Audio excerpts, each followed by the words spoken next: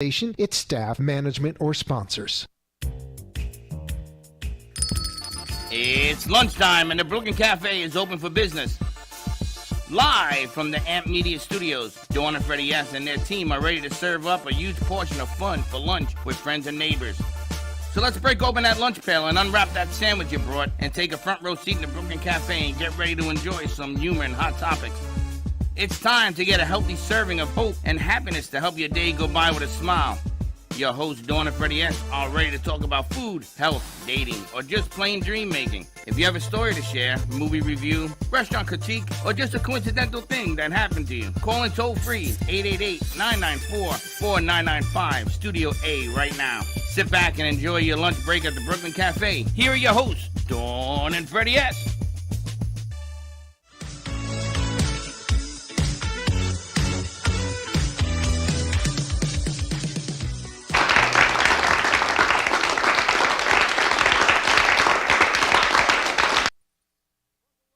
Welcome to the Brooklyn Cafe on a beautiful Monday morning. Welcome to Disco. Disco morning. Oh, my goodness gracious, is this guy next door Dav? Oh, you're always so politically correct. Happy Monday morning to you. I have to be politically correct. It's about bringing the energy up in the dance studio, except we share a wall with the dance studio, so we're going to be working on that. I got to... What? Huh?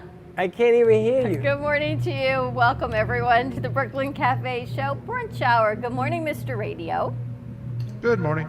How are you doing? Doing all right. A beautiful day in sunny South Florida. We are officially in spring, but in Florida we are now in summer heat.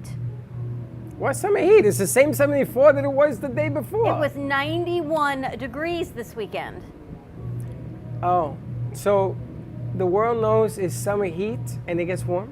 It's pretty warm. It was pretty warm in South I thought Florida. it was pretty warm before spring came forward. It was hot. Give us a call at the radio station. Say hi to Mr. Radio, 888-565-1470. You can find us live at 95.3, 96.9, and 1470 Did you go next door? AM. Tell them I'm on the air and that people can't hear us all over in Alaska. I know. You're on the air right now talking about all of that. Yeah, I understand that, but I'm yelling because I can't even hear you. How was your weekend? What? Huh? My weekend was very interesting. Did you have a nice birthday weekend? It was very nice. What'd you do? Interesting. Anything good? I just went to dinner on Saturday night, And it was, and it was interesting. It was interesting. Your favorite restaurant? Do you have a favorite restaurant Not in anymore. town? I used to. That was it? Not anymore. So what do you do when you go out for dinner and people try to do nice things for your birthday and it goes haywire? Are you upset? Do you appreciate the gesture? Do you tell the manager, hey, listen, this is a special event and look what you've done? No, What I don't did do you anything. Nothing. I went, I ate, I didn't like, I left. And it's funny because the whole night was, from beginning to end, was a challenge. It wasn't bad. It was just a challenge. And at the end, we still tipped 20%. You did. Yeah. I don't hold that against him or her. It just is what it is. And the guy was like, thank you, thank you, thank you, because he knew it was a challenge. But you know what? It doesn't matter. It wasn't like I really wanted to celebrate this birthday anyway. Why? I think you should be Because celebrating and enjoying and... I'm sure. Because no. I'm not celebrating mine this week, so I really thought we should be celebrating yours. Oh, do you have a birthday this week? No, I do not, as a matter of fact. Thank you, Slick. I guess he got the message. Slick, did you know that it's Dawn's birthday this week? No. I believe I it's decided Thursday. I'm really not that I don't want the birthday, but I just don't want to celebrate the birthday. Does it make sense? Well, I don't mind getting older. I just don't want the pomp and circumstance of it. So let's go back to yours. No. Let's go. Mine's is done. Mine's is done. Now we move on to yours. So I'm going to do something that I've never done before in 7 years of knowing you. Or 11 years of knowing you. I don't even know how long I've known you. I am going to invite people from the live radio audience. So if you can hear me on this radio, don't go by it, come back. You are invited to come here on Thursday at 12 o'clock to wish Dawn a happy birthday. Wow. I don't care who you are. You are invited. I'm going to have security here just in case. And you come down. So well needed, yeah. And you can say happy birthday to Dawn. I want to have 100 people here so that you know the thrust. I'm not going to even let you talk because you're not spinning your way out of this boy at all. which is what you have a tendency of doing. Yes, I'm good at that. No, as you're a not. matter You're of not. fact. You're very bad at it. You're poor at My it. sister tells me I'm halfway. I go, what, halfway in the grave? She goes, no, you're kind of like halfway there. What's that stand for? Halfway in, halfway. If I live to 110 years old, then I guess I'm halfway through life. That What is she talking midlife. about? Halfway to what? I do not know. Apparently, it's midlife, halfway to 110. I don't know. What are This you is what talking midlife about? looks. This is what she tells me. All right, so, ladies and gentlemen, I'm going to introduce you to the world of Dawn. When you're having a conversation about something that she does not want to talk about, Like me. like her and her birthday, and this is Thursday, and you're all invited. I'm going to keep saying that. Or you can call. What's the number? 888. 565 You 1470. can call and wish her an early birthday, but the object of the game is to get involved doing it. She will talk some kind of nonsense just to throw everybody off track, Yeah. like she did right now. She thinks I'm going to follow the rabbit down the hole. No way. We're going to stay on point today. Well, here we are on point talking about the weekend, and today happens to be National Common Courtesy Day. Do you know what that means? I have no courtesy. I think it means we should wave a white flag to Russia. National Common Courtesy Day. Well, if you look in the news, he's actually asking Russia to come in, the president of Ukraine, and talk face to face. And now he believes that just sent a signal that Russia thinks that they have the Ukraine on the run, and they are going to start slaughtering people. Oh, like they ain't been doing that anyway. Thank you. So all of a sudden, that whole thing has changed where he wants it to end now, the guy from Ukraine. And Russia says they'll end it when they feel like they want to end it. So this is a bully just beaten. Now, Russia, from what I understand, is at a standstill. They haven't taken one major city yet. There's one on the brink, but they haven't taken one yet. At 12 o'clock, I have a special video that I Oh put my together. gosh, that video is. And I want to send it to Putin. And somehow I'm going to see if I can get it to Washington so they can send it to him. You don't want to miss it. It's Where'd a special you find one. that video? I made it. Oh, Linda found the music. You put that video together?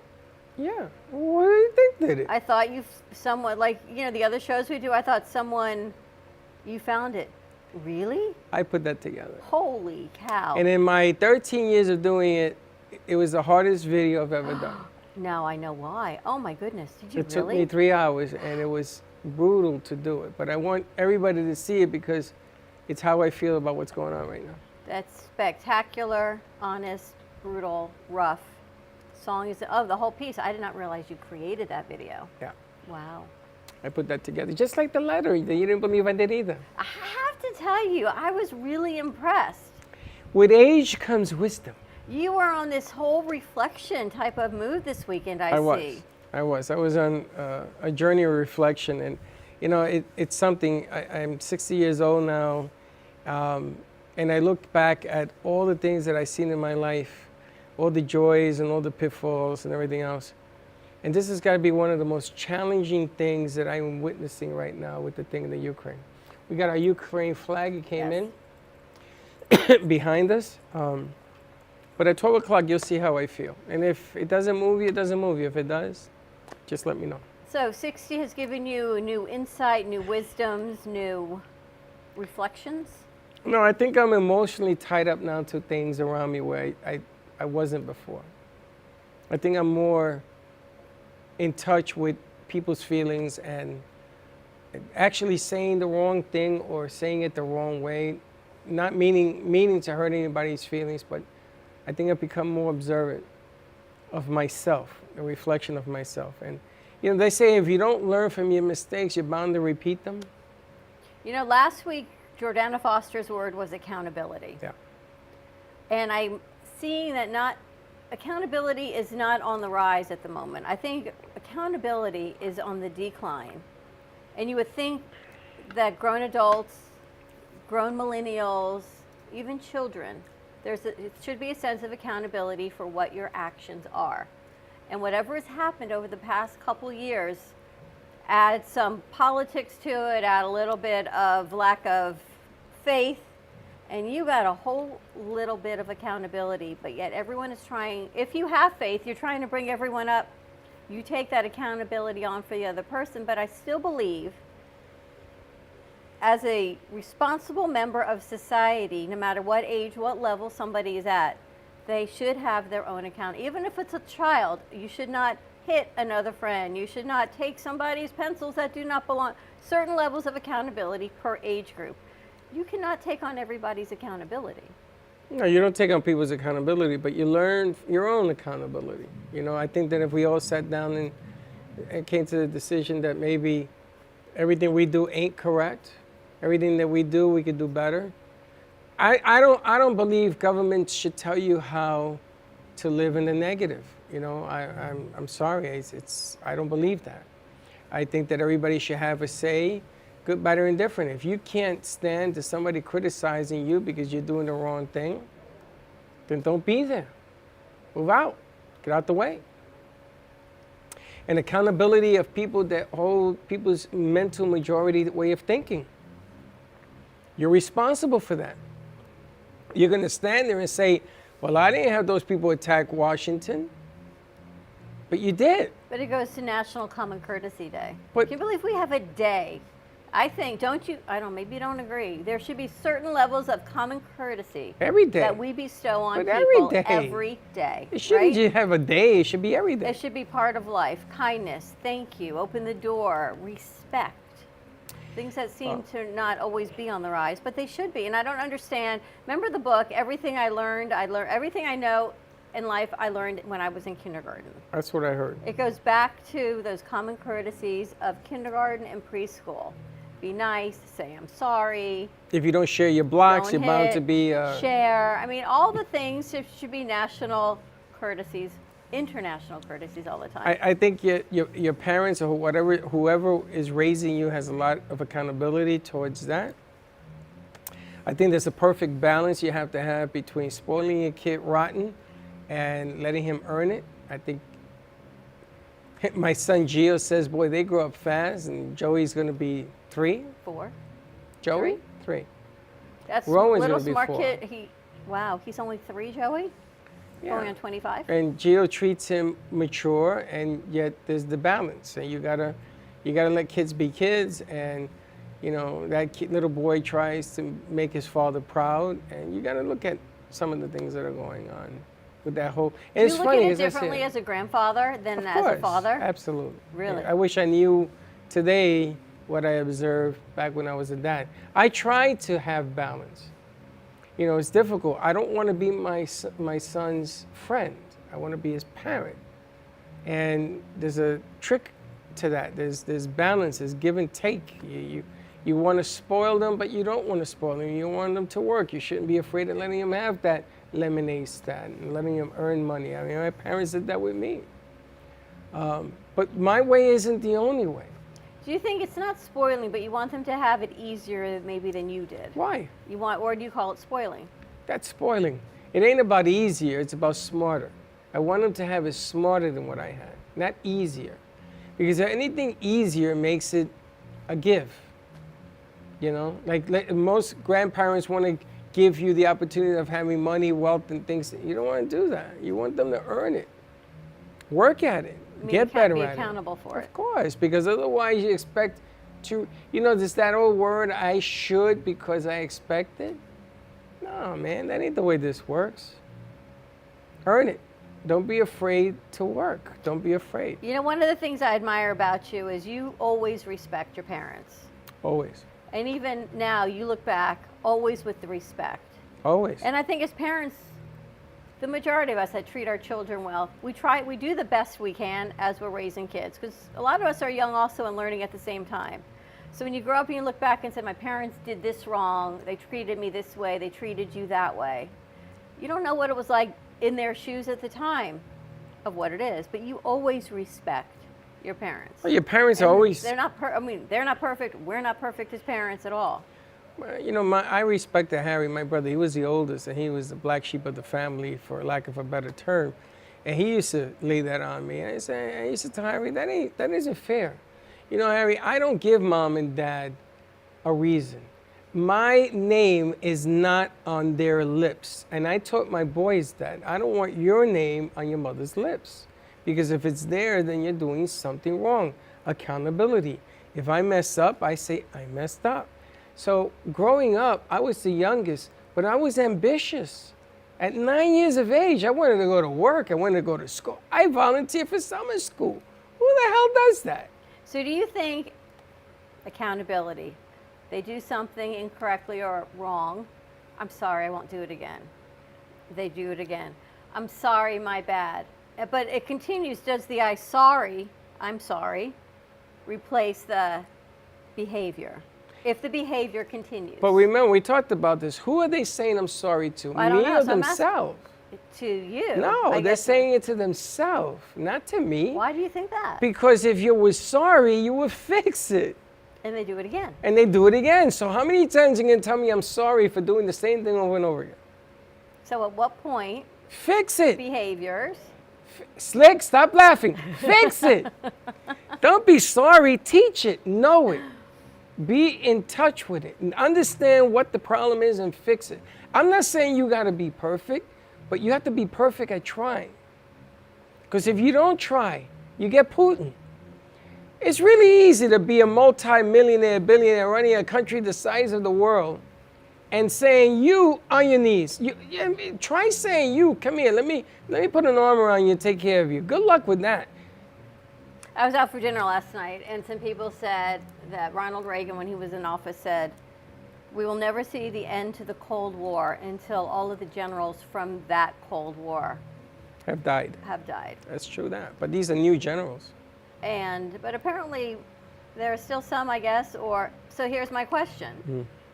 Does the hatred and the thought process from one generation move to the next? Yes. So how are we supposed to change cultures, change thoughts if that well is still poisoned going into the next generation? It's funny. I read somewhere where a kid is sent to military school because for whatever reason they were too aggressive, for lack of a better word. And they go to military school against their wanting to be there. And they get angry at their parents for sending them. And on that anger, they grow up to be a general, full of hate, full of anger, full of, Mom and Dad, you made me be who I am today, a miniature Stalin. And then this general gets a hold of missiles and weapons, and he goes over to a madman and says, I think we should take this over because I hated my parents for making me a general, and I'm going to fight back. And he goes in there, he does what he does. And then Putin stands up and says, well, my general told me to do this. But where does it come from? Well, how do we stop it is really, if we know where it's coming from hate, again, lack of accountability, we're going to blame other people for where we are. How do we stop it? How do we? Do you use hate to fight hate? Do you use weapons to fight hate? Or do you admit to yourself and say, you know something, I got to chill my hate out. I got to find a reason not to hate. Why do I hate people from another culture, skin, culture? When the Japanese, the Orientals were being beat up because of Haitian, all of that, whatever, because of COVID. Why? I mean, why? What the hell does Slick have to do with any of this? Or Salsa, or anybody? What do they specifically have to do with what's going on? No. Absolutely nothing. So I'm a general. I'm mad at my parents for sending me to military school. Right? I'm chaotic. I know how to shoot a weapon. I know how to kill people. All of this anger that was sent to me going through the ranks. And now I'm going to unleash it on the world? Really? Alana was saying the opposite of hate is not love. Alana, what did you say the opposite of hate was? It was like lack of compassion or something she was saying. Or just not caring. Lack of empathy. Well, now all of a sudden the news has Empathy 101. Did you see what they came out with? No. They're trying to they're taking a different angle towards the war because they see that so many people are getting slaughtered. Then now they're trying to empathize with Putin, his generals, and all the other madmen that are up there. And the problem is that we thought that we were going to talk our way out of this mess. Because as Americans, we think we can talk our way out of any mess. And because we have power on our side, which goes to show you Vietnam wasn't successful, Afghanistan wasn't successful, Iraq wasn't successful. You know, you can't be the big gorilla with the missiles and think you're going to get away with it. The will of the people stops. So then we turn around and say the will of the Ukraine people is going to overcome the Russian forces? Come on, what are you kidding me? I mean, what is wrong with us? What is wrong with us assuming that? When we had a chance in 2012, did you know that Russia joined NATO alliance and was working out the war games and all that with them? They were learning to see what we did. Dummies. Get rid of the nukes. I tell you, you want to go into a boxing ring, get rid of the nukes. Get rid of the big stuff, the armament. Let's settle this thing in the ring. What's his name? The guy from the missile with the rocket, with the Malik, what's his name? Jeff Bezos? No, Bezos? No, it wasn't Bezos, the other guy. Musk will challenge Putin to a 12-rounder. I feel like we need lightsabers to come back out on that one. Listen, he said it. Why not? I'll put Slick up against Putin. Real life Star Wars. You haven't put Slick.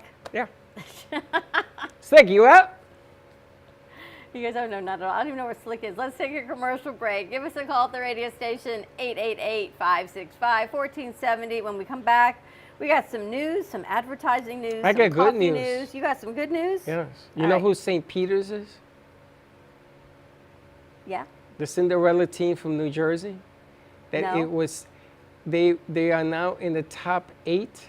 First time a team that wasn't ranked, I don't know, 100th March Madness. in March Madness, and they won again. Wow. And if they beat the next team, it'll be the first time in the history of this tournament they're going to be in the top 4. They're going to win. Can you imagine if they win? Holy, they're in nobody's bracket. Remember I had that dream last week about St. Peter? And there you have it. You should have bet it. And remember you said to me, I don't know what that means. I don't know what it means, but let's see. You dreamt that St. Peter was going to win the March Madness. If they win, and my God, are they aggressive. They don't stop. Wow. They suffocate you. That's just crazy. All right, on that note, let's take a commercial break. 888-565-1470. Say hi to Mr. Radio. We're going to kick off. It is spring, so it's time to have some spring awakenings. National Common Courtesy Day. Stay tuned, and we'll be right back. Have you been injured in a car accident, slip and fall, or through the negligence of another? The lawyers at Shane M. Farnsworth, PA have over 40 years of combined experience representing injured individuals and their families. Call us today at 561-272-8337 for a free case evaluation and the answers to your legal questions. Were you injured in an accident that wasn't your fault? Don't let the insurance companies take advantage of you. Contact us now to learn about your options and to protect your rights.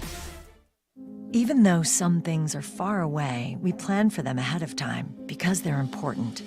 When it comes to your celebration of life, it's really no different. You want to plan ahead now so your family doesn't have to later, and create a service that reflects your values, character, and traditions, no matter what they may be.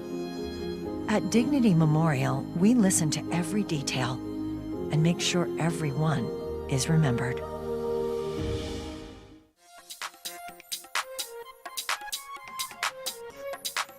Welcome to Mini Donut World, where the donuts are hot, fresh, and delicious, made to order and customizable by you. Gourmet specialty flavors such as apple pie, French toast, campfire, and strawberry cheesecake are always popular. Looking to tailor your appetite? Build your own mini donut. Choose from over 18 flavored donut bases, add on your icing flavor, and choose from over 15 toppings and drizzles. While kids enjoy our design your own kits to take home, our 21 and over customers love our alcohol-infused donuts. Come visit Mini Donut World at 8763 Sterling Road in Cooper City. Have questions or want to place an order? Give us a call at 954-369-2301. We know you will love each bite of our deliciously distinctive mini donuts. Cool, calm, collected. Needing a drink to end a long day, or maybe to start your vacation right? Gubba Rum is here to let you kick back and do just that. inspired by a technique that dates back to the 1800s. These artisanal, organic, and naturally infused rums are made from pure cane and the finest fruits, spices, and herbs the world has to offer. Gubba Silver is infused with naturally shredded coconut, and Gubba Gold is infused with real vanilla bean. Simply shake and enjoy. Visit gubbarum.com to find the nearest location to buy or enjoy. All establishments have personally reviewed and enjoyed firsthand the wicked smoothness of Gubba Rum. 35% ABV and 70 proof. Gubba Rum, it's wicked smooth.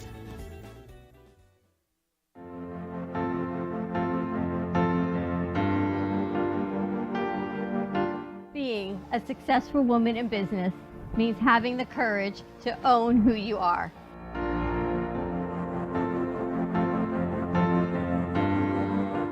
We understand the challenges faced by women, and we are here to help. Our team is here to develop the best strategy designed just for you. Your path is unique, and with the right tools, you can accomplish your dream. From radio to TV, from podcasting to magazines, we create the visibility to amplify your impact in business. At New Dawn Media, we are here to help bring your message forward and help your business flourish. It is time for your message to be seen and your voice to be heard. Contact us at 866-224-5422 or brooklyncafe.tv. Your voice can make a difference.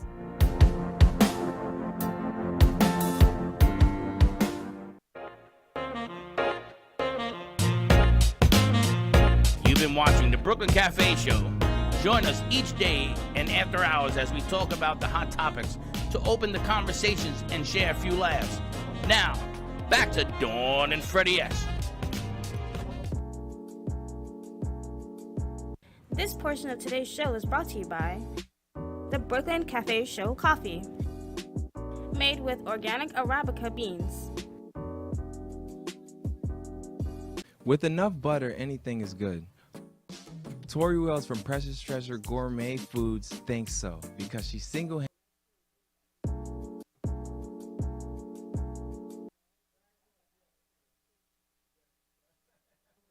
Thanks, Rob.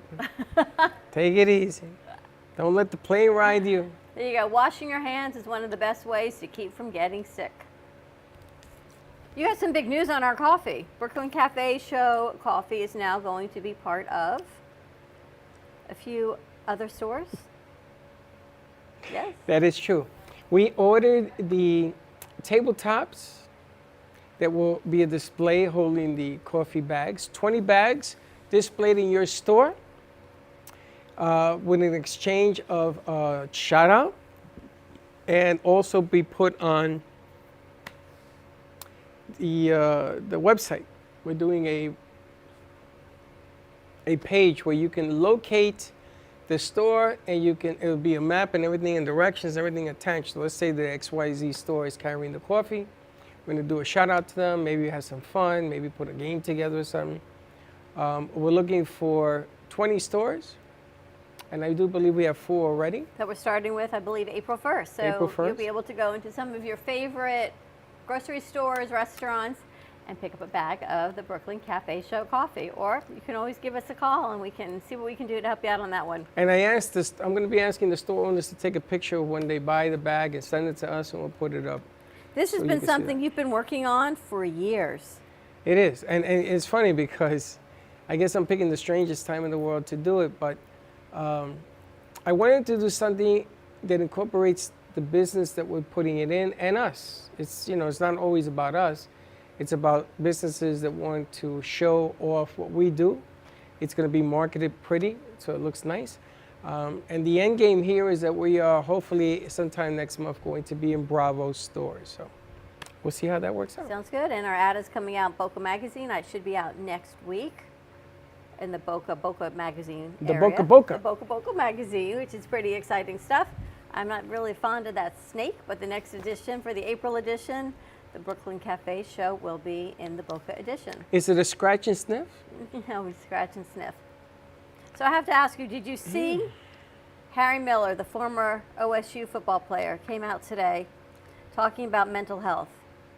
No. And it was incredibly powerful. And this morning on the Today Show, he was talking about mental health and what it's like, and how at some point in his life he was done. He was ready to give up. And he says to I them, didn't see that. "Where is the camera?" And they go, "Okay." And they ISO right on him, and he looks in the camera with tears streaming down his face. Now, football star, big macho guy talking about hope and faith, and it will get better. What was his name? Harry Miller. Harry Miller.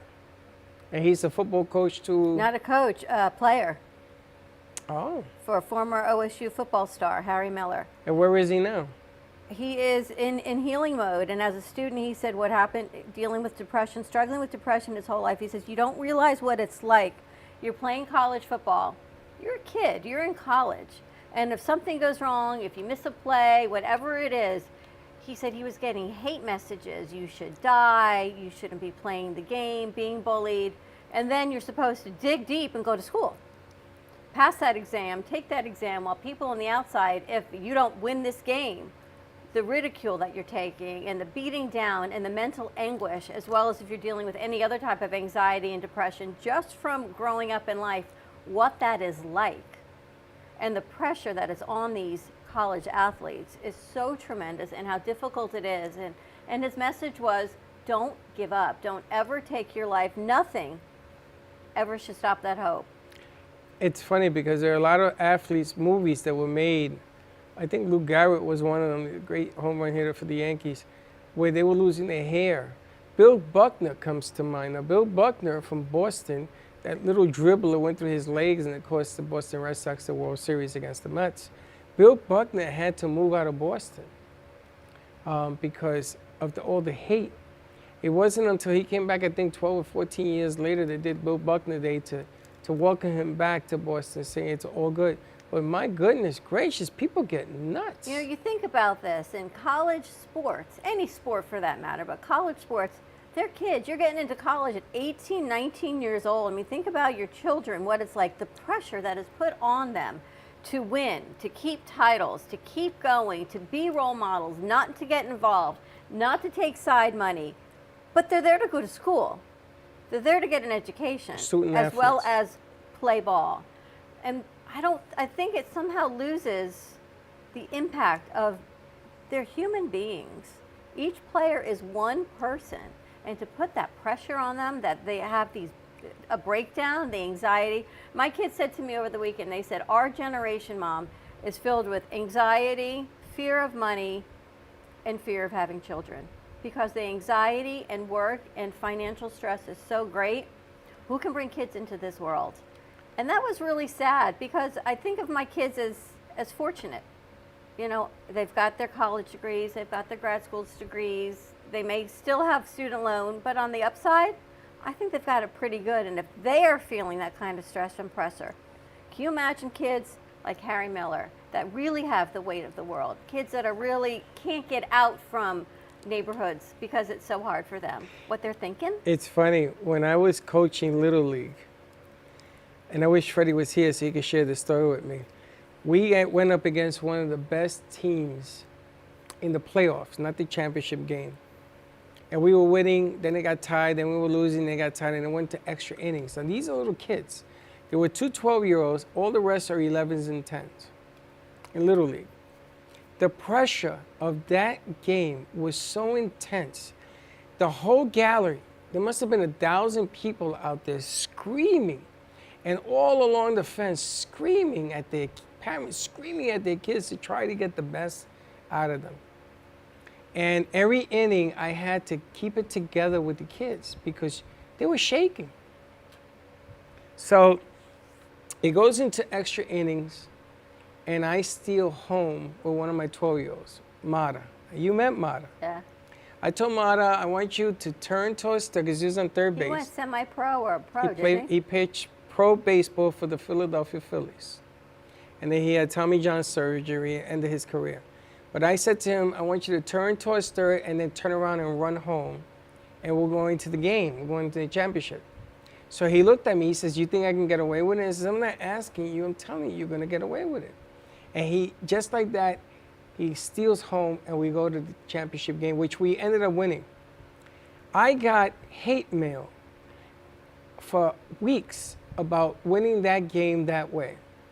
The police came, the fire department came to escort my family off the field. They asked me, don't leave the field, don't let the kids leave the field. So the cops were around the rim.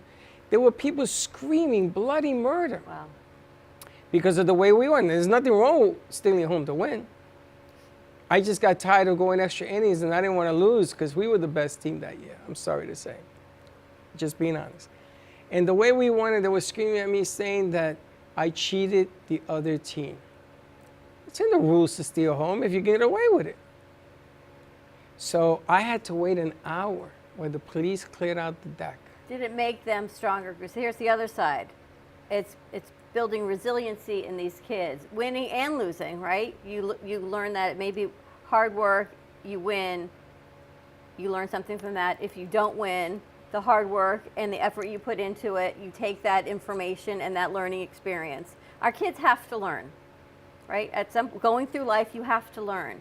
But to be depressed and anxious and the mental health side of it, that's beyond learning. Well, that's so hard. That was my horrific. concern. Right. That night, there was a celebration at my house because we went to the championship game.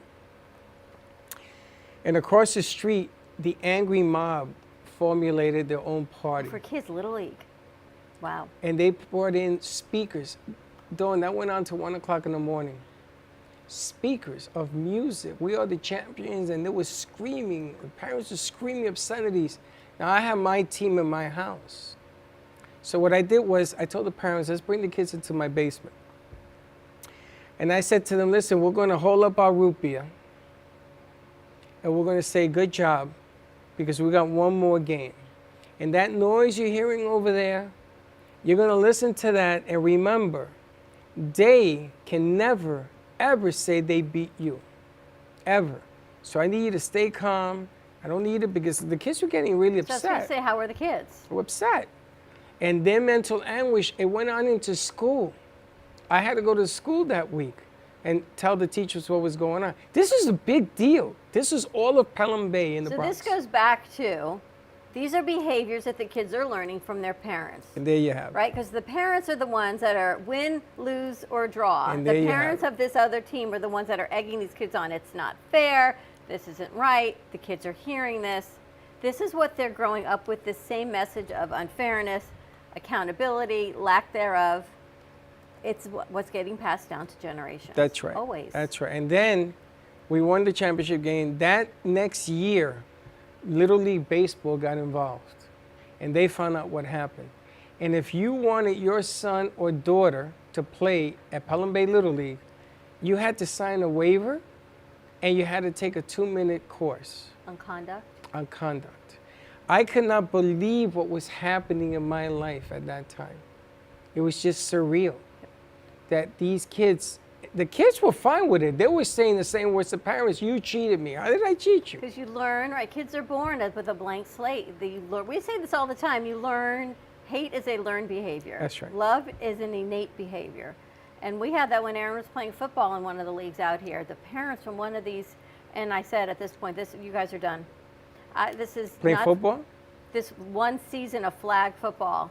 The parents on this group, not his team, but of the whole league, I guess. It was not what this was supposed to be about. This is supposed to be teaching kids sports and camaraderie and teamwork, not about pointing fingers and yelling names at each other and obscenities to kids. I mean, this is insane. It is insane. And it's funny because if you teach your kids to play the game, like Gio's team was, I think Gio was 7. What did he play? Playing Football? tackle, playing Okay. football. And we were the Jets, and we were playing the Eagles, and I called an audible. My quarterback called an audible.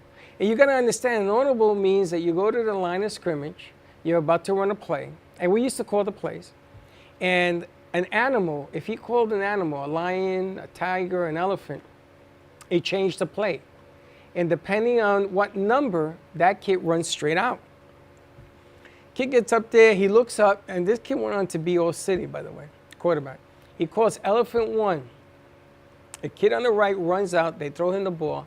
He scores an 80-yard touchdown to win the game. Wow. These are 7-year-olds or 50 yards. I think they play 50 yards.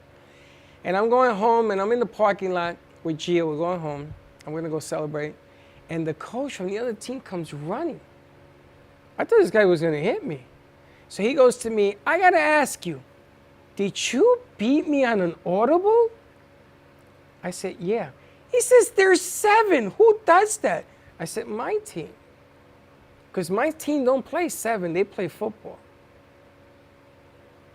Much to say, a lot of people didn't like me after that. Because I played the game the way the game is meant to be played. Everything in baseball and football has a reason for being. If you have kids that you can challenge them and they accept it, you got a good team. Nothing wrong with that. Got to think it through, work hard. But the mental health side of it, I think we need to reassess the pressures that we're putting on some of our kids. Well, you know what? I don't want a superstar player put all the pressure on him if he doesn't play well. Look what happened to the quarterback from the Los Angeles Rams that just won the Super Bowl. But a team is a team. Football is a team sport. Baseball is a team sport. When it comes down to a last play and the last field goal, holy cow, you think of the amount of pressure that is on that 2 players, right? The person that's receiving it has to put the ball down, as well as the kicker. Then you got to kick it. If you miss that point and put the ball down right, they're both out. Like the guy from it was the Giants and the Denver Broncos. The guy missed the kick. The guy was mental. It's crazy. The guy What's from the going on? Angels, they were winning in the World Series. He threw the ball. They hit a home run. The Angels lost. That guy committed suicide. It's that not pitcher. right. I think we need to reassess some of these stresses. Well, you know what it is, Dawn? You got to understand this is big business. I know. The quarterback from the Los But Angeles. is anything bigger than someone taking their life? Well, hold on. Let me pitch you another picture. Pitch. The Los Angeles Rams quarterback, Stafford, they played the Detroit Lions. Now, he left Detroit after 10 years, went to LA. 2 years later, he played in the Super Bowl. They played the Detroit Lions, and he was high-fiving them because you got to understand, they're still, the Lions are still a bad team. And he's on a good team now, and they're winning, right? How do you play against that team? I would have said, listen, I don't want to play against them. But he had to play and beat them. He was just rewarded with a tremendous contract. I mean, when I tell you tremendous, it's big money. Millions and millions of dollars. So let me ask you about that in your wise aging, Yoda over here. When opportunity is presented to you, if it's out of your comfort zone, if it's out of your wheelhouse, do you look back and say, you know what, I have to take every opportunity? That's what the game is about. I don't just mean in football, I mean in life. That's If someone offered you an enormous contract outside of what you do, to say, Freddie, can you do this gig? It's whatever. You got to do it. Do you say yes and take every Say yes. opportunity, even if you got don't know to. how to do it? You say yes first. Got to do it. Now, what you do afterwards is really the test of the mettle that you are. You know, you get a big gig, you get a big contract. What do you do with it? You sit on a pile of money? So what do you do with it? Well, that's where the game changes. As far as giving back? I'm a firm believer that if I ever, I know I'm never going to, but if I ever had that big contract, I look back at all the years and all the things I had to do to get there. Of all the people that helped me get there. Of all the timing, the situations, the things that helped me get there. I didn't get there by myself. You think that I can throw a football 90 yards through a tire at 90 yards away because somebody didn't teach me, coach me, help me? Everyone along the way, right? Somewhere along the way, you got to go back and say, listen, thank you, and thank you. But do they? Because everybody wants to say, I pay my dues. You pay your dues, but you were given the opportunity to pay your dues. So. Interesting wisdom as you and I get a little older this week. But that's what happens when you get older. You get older, all of a sudden things change in your life. You know, blue is bluer and green is greener, and you got to sort of enjoy more of the people around you to help you get to where you want to go. And you want them to do better. You want the best for them. You know, I hate it when the kids, they're here for a year or two, and all of a sudden they get a gig and they got to go. I know. It hurts. But it also makes me smile because I know that they are the best when they go out there and they're going to show just how far advanced they are. So that's what happens. All right, let's take a quick commercial break. Give us a call on this thoughtful Monday, 888-565-1470, National Common Courtesy Day. Say hi to Mr. Radio, and we will be right back. Coming to a theater near you, a new musical you won't want to miss. Mario Lanza, His Life, His Song, celebrating the life of renowned tenor and movie star Mario Lanza. Starring tenor Ian Michael as Mario Lanza with soprano Maria Kesselman. Watch these award-winning operatic singers in a sensational theatrical evening of music, laughter, and drama. With 7 shows throughout London, don't miss your chance to see this spectacular performance in person, beginning March 24th through May 15th, or catch it on the Brooklyn Cafe's live stream on April 14th. For more information and to purchase tickets, visit mariolanzamusical.com. Hi, I'm Dr. Hilary Taylor at drthc.net. I have my doctorate in clinical psychology and now practice as a certified life coach. At Dr. Taylor's Holistic Community, we will work together using a holistic approach to improve and maintain your wellness and take the first steps towards creating the life that you want, need, and deserve. Call me today at 1-833-552-4442 and remember drthc.net. Welcome to Sunshine Senior Solutions, a trusted medical supply company that puts patients first, offering quality home medical equipment and supplies. Sunshine Senior Solutions is here to help simplify the lives of patients, caregivers, and their families. From canes and crutches to diabetic glucose monitors, your health, safety, and comfort is our #1 priority. Call or visit our website, Sunshine Senior Solutions, bringing the heart back to healthcare. Oh, what a beautiful morning. I am so glad today we got an early start. Where are we headed anyway? Who knows? Wherever this glorious day takes us, and we'll take Don Pablo along too. Rich and flavorful with low acidity and notes of caramel. No matter where you're going or where you end up, Don Pablo never disappoints.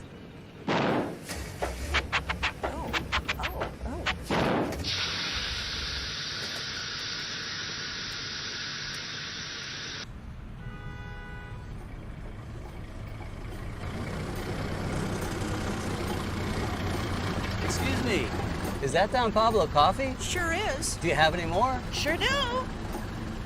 Then hop in. No matter where life takes you, Don Pablo Coffee is always there to pick you up. Coffee News is a fun, family-friendly weekly publication provided free to restaurants, coffee shops, and waiting areas for customers to enjoy. Grow your business today through the power of effective, affordable advertising. Coffee News is an active marketing medium specializing in the ongoing weekly promotion of your business. This builds awareness for your company so you become known as the leader of your industry and develop brand awareness so people think of you first when they want your services or products. Maximize your visibility and achieve outstanding results. For more information on Coffee News, contact Sunrise Coffee News at mail.com or give them a call at 954-951-7870. You've been watching the Brooklyn Cafe Show. Join us each day and after hours as we talk about the hot topics to open the conversations and share a few laughs. Now, back to Dawn and Freddie S. This segment of the Brooklyn Cafe Show is brought to you by Coffee News. News to be enjoyed over coffee.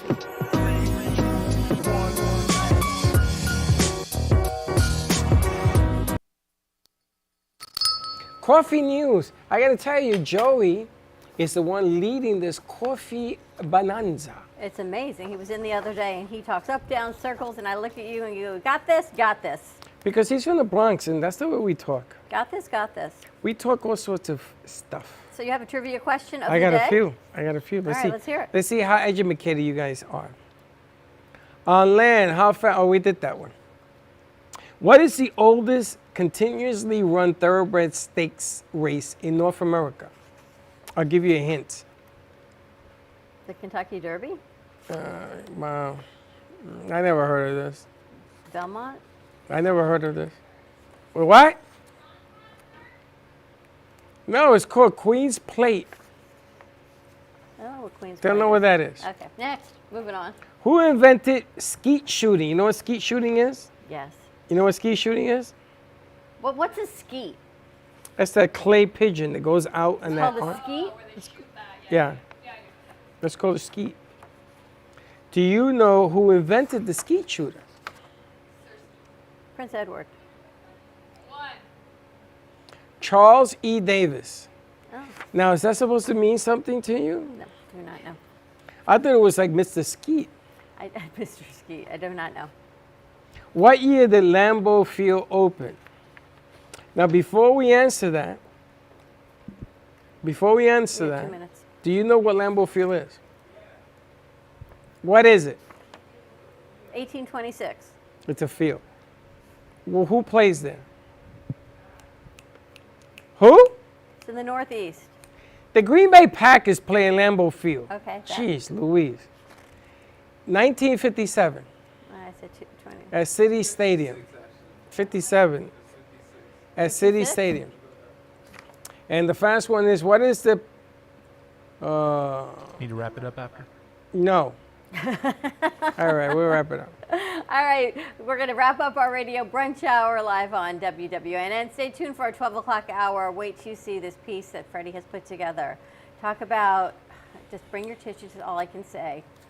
Reassessing the values of life. Have a great Monday, everyone. Stay safe, be kind to each other. Today is National Common Courtesy Day. Please extend some, and we will see you on the other side. Don't be late. Bye-bye. Well, that wraps up our brunch hour. But don't go away.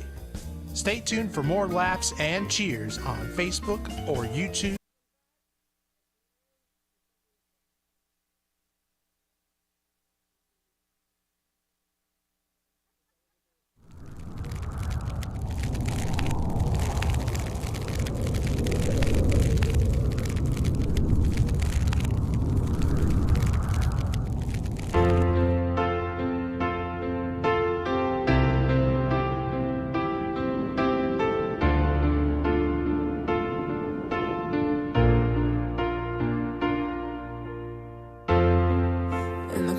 And sleepless nights, I wait for you to bring me back to life. In my electric eyes, it doesn't mean that time can thicken every single breath. I want to unfreeze my heart and fly away. That's why I wanna save her. Your moons and craters. Open up my eyes, waterfalls of ice, sweeping me away like an avalanche. Helpless as I fall, the words can't say it all, sweeping me away like an avalanche,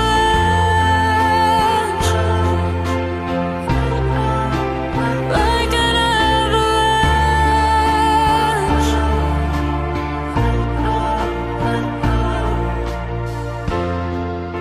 I listen for a sound, waiting deep inside my maze of sweeping thrills and colors. Just a ray of light, bathing me in drops of ink that gleams across my body. Wish you could unfreeze my heart and we could fly away. That's why I wanna save her. Your moons and craters. Open up my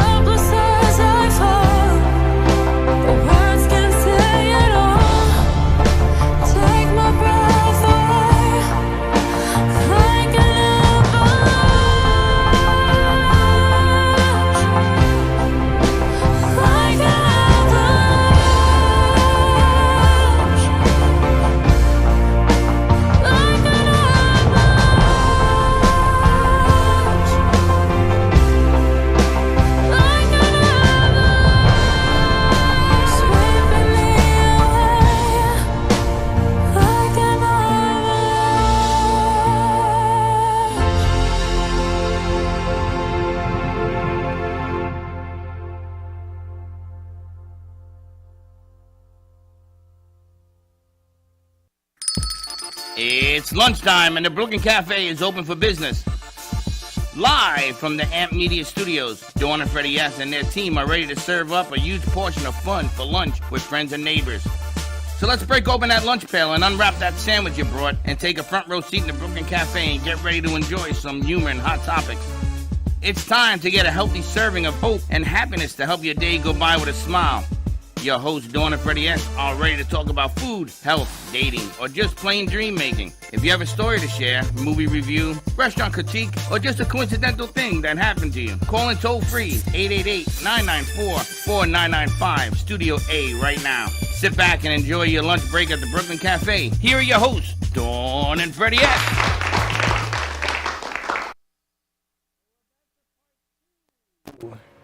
We're just giving everybody a chance to settle in because we're going to play a little something. I think we're all just kind of getting over our Monday, Sundays. I see a lot of sunburned people, a lot of surfboard people, a lot of sand-eating people. Is it skimboarding or skinboarding? Skim. With an M. Yeah. So you're skimming the wave? Skateboarding mixed together. Did you say slurping or skirping? Slurping. Slurping? Surfing. Surfing. And skateboarding. He speaks French. Really? Is he Puerto Rican? So you stand up and do it? Yeah. What's the one where you're on your belly and doing it? Boogie boarding. Boogie boarding.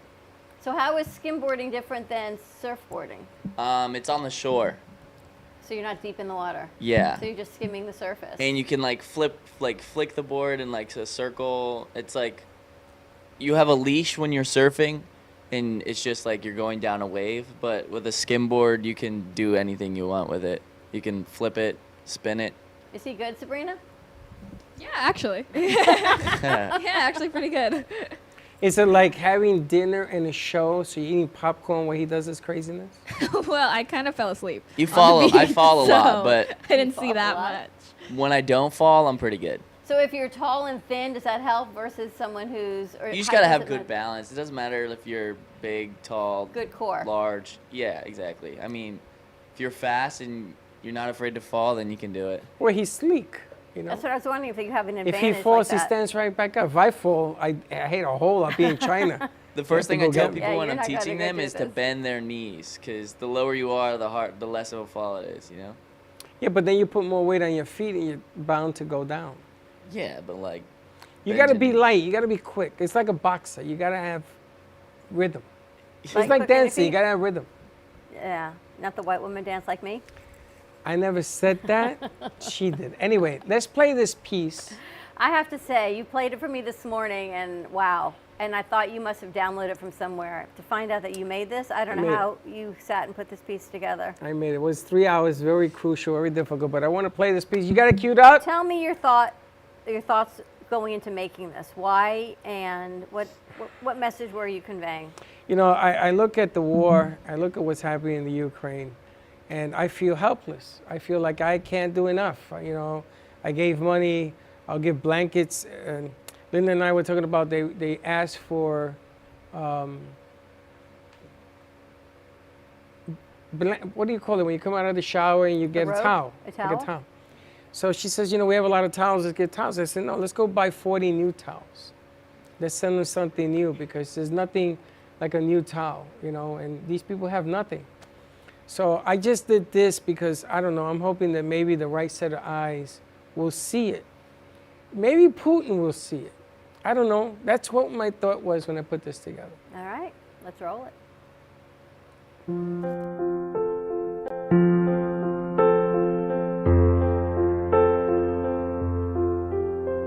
A crown of thorns placed on his head. He knew that he would soon be dead. He said, did you forget me, Father, did you? They nailed him to a wooden cross. Soon all the world would feel the loss of Christ the King before his hallelujah. Hallelujah. Hallelujah. Hallelujah. Hallelujah.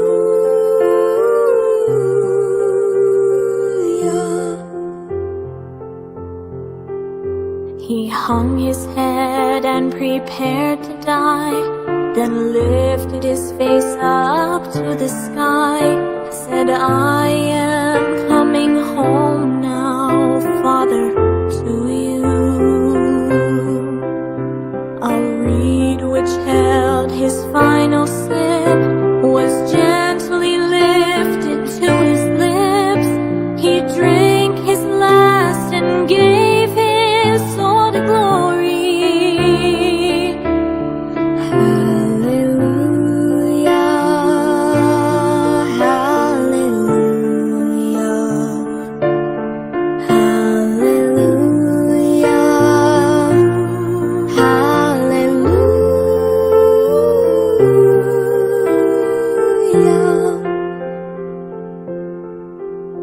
The soldier who had used his sword to pierce the body of our Lord said, truly this was Jesus Christ, our Savior.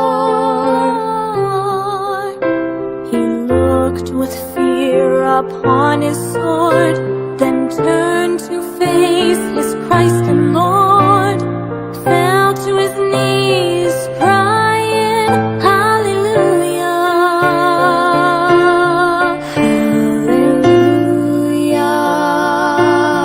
Hallelujah, Hallelujah, Hallelujah.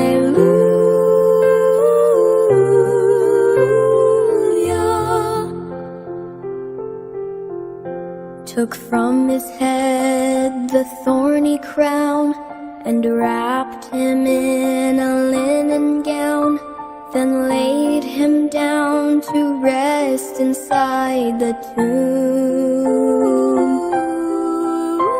The holes in his hands, his feet inside.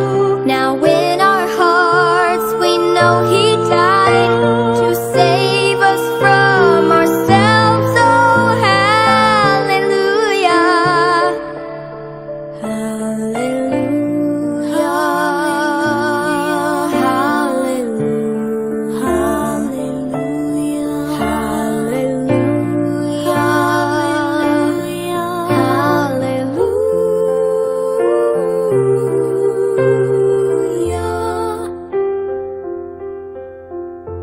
3 days went by, again they came to move the stone, to bless the slain with oil and spice, anointing, hallelujah. But as they went to move the stone, they saw that they were not alone, for Jesus Christ has risen, hallelujah, hallelujah, hallelujah, hallelujah, hallelujah.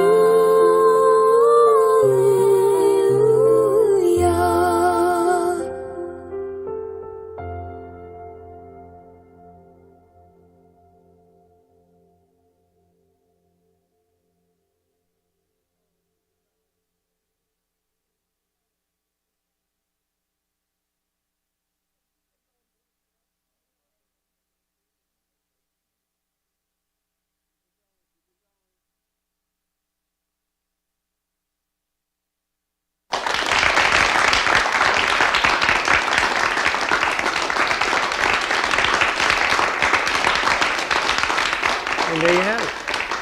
Incredibly powerful. I don't know how you put that together. I don't know how. What'd you guys think? It was beautiful. Yeah. What are you doing with that vase? What vase? You- He's looking at the soaps. I was looking at the soap. That's unbelievable. Well, you know, Very good.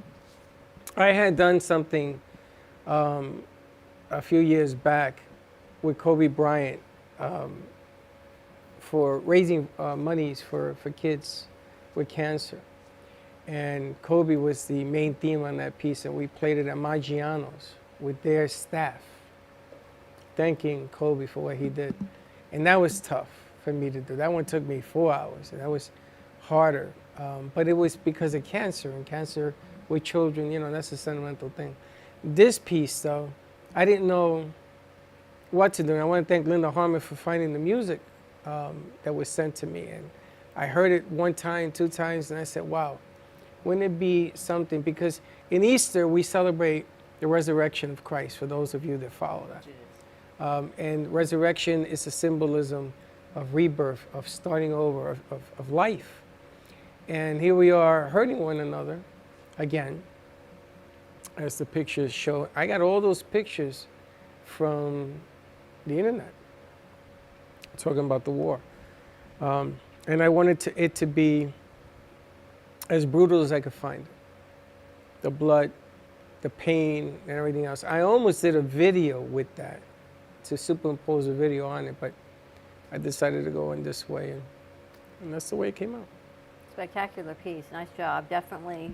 The lyrics on the music were just a change of pace. The light, the candle. I kind of wish they had left the candle on and they didn't blow it out, to show that there is always hope. But what these people of the Ukraine are going through, they didn't ask for this.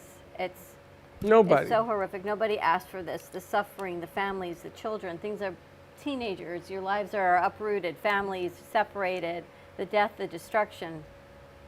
For no reason. In World War I and World War II, we were not around. And I can only imagine what they went through, what the bombardments of what they went through.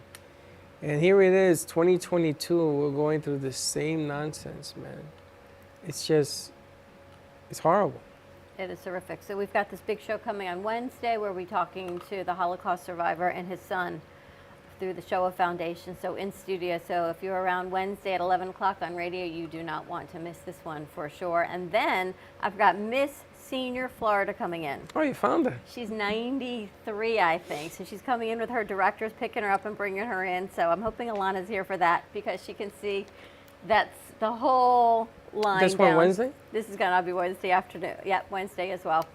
So we'll see what rolls out on that. Miss So that should be a whole lot of fun. Miss Senior Florida, right? Kind of cool. I think you have to be 65 or 66 to enter, and right now the reigning Miss Senior Florida is her 90s. Unbelievable. Right? I know, it tells you just perseverance and hope. So she's in her 90s. This gentleman coming in, he's 96, so it should definitely be a nice show. You know, this year, Good Friday and Passover are on the same day, the start of it, and we roll into Passover on Easter Sunday. It's nice for me when the holidays coincide, because I hope it gives people a time to reflect on truly that we are one united people, and if a religion tears you apart, it should not be tearing you apart. That's the bureaucracy of it. Faith and hope should be keeping everyone together. So I do like it when it comes together, because you think of collective prayer, where most religions come collectively, whatever you are praying for, what God you believe in on that weekend, should be pretty strong. I can only hope. The message is all about. Right? Hopefully by then we'll have learned a lesson. So Mario Lanza show live, Yes. starting on Thursday if you are in England. And then we get to stream out the show April 14th. That should be coming to us on streaming platforms. More information for you on where that will be airing. It should be airing on our AMP2 events page, and that should be coming out. So that's exciting. The life and musical of Mario Lanza. And it's funny because there are certain people like Jeffrey that wants to hold an event to this with a dinner and everything else, and we haven't gotten the green light to do that yet. So hopefully we'll talk to him today. I guess a lot of production is going on. Yeah. You got that going, you got this going on, Sunshine Senior Solutions. You got a lot going on. More to come, as they say. So I have to ask you, what do you consider national common courtesies in life, you guys? Common courtesy. Common courtesy. What's Just being common nice to courtesy? one another. Saying thank you. Hi, how are you? How's it going? Have a good day. Just respecting other people's, just respecting other people. That's it. Treating others with kindness. How about you? I echo the same sentiment. I wish that people would be nicer to one another. Do you feel? Well, let me ask you. I wanted to ask you a question pertaining to. You guys have never been involved in a war. You've never seen a war. We're not involved in it directly, indirectly. How do you feel about the change of events that are going on in your perspective? I think it's crazy. I think about this all the time, honestly. My parents, they've gone through nothing that's exactly the same, but something kind of similar. I mean, I think about it as everybody is growing up. Like, my parents are growing up too. They're going through new experiences just like I am. They're experiencing, like, exactly what's going on right now. And everybody's experiencing it the same way because no one's seen this before, you know? Like, But how does it's it very make you new. feel? It's scary, but it's also, it's not going on here, so I don't know like, everything that it is doing completely, but I think it's very scary to see and to think about. You have any friends in school that are international students that's impacting them? My No. friends can't travel from where they are right now. Would you guys travel to Europe this summer? Would? If, forget money, if you had the opportunity and Would you do it? money aside, would you feel safe enough to go traveling this summer to study abroad or to go on I a would. trip? Probably, yeah. No issues. Well, that's good. They're not living in fear. Yeah, I would. My sister's going to South Africa for 3 weeks. So, I don't know. Does that worry you? It doesn't worry. Well, there's two schools of thoughts. Not that I'm worried about it, but one is you take the opportunities and you go in faith and say, this trip has been postponed for her since 2016 because something has keep happening. So now they're planning on going.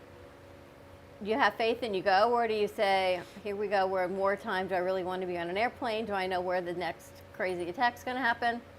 Yeah, but the But bigger if we all live like yeah, that, but the then- bigger fear isn't even getting there. None of that scares me. What scares you? Getting eaten by a lion or Oh, a they're tiger. not scared about that. Or That a shark. scares me. Oh, no, they're not scared about that. Paid safaris and stuff like that. What are you talking about? In South Africa, the animals from the bush go into the cities. South Africa's beautiful. I want to go. They say it's beautiful. got beautiful you got people, to do a too. Safari. It would scare the bajikas out of me. So what do you mean your parents are learning and growing up too? About wartime? I'm saying about other literally things? every single person. You guys are going through new experiences every yeah. day too. Like, I just think it's crazy because, like, growing up, I never put anybody's, like, my parents' perspective in life. Like, I was always like, oh, those are my parents. They know exactly what's going on always. They're right always. But as I get older, like, I realize that they're going through like, they're raising me. They've never been through this kind of thing. Like, if I have a problem with myself and I tell them, they might not know what to do all the time, you know? Everybody's growing, and it's Everyone's just growing. it's a good Right. perspective We don't to have. always have the answers. Well, let me ask you another scary question.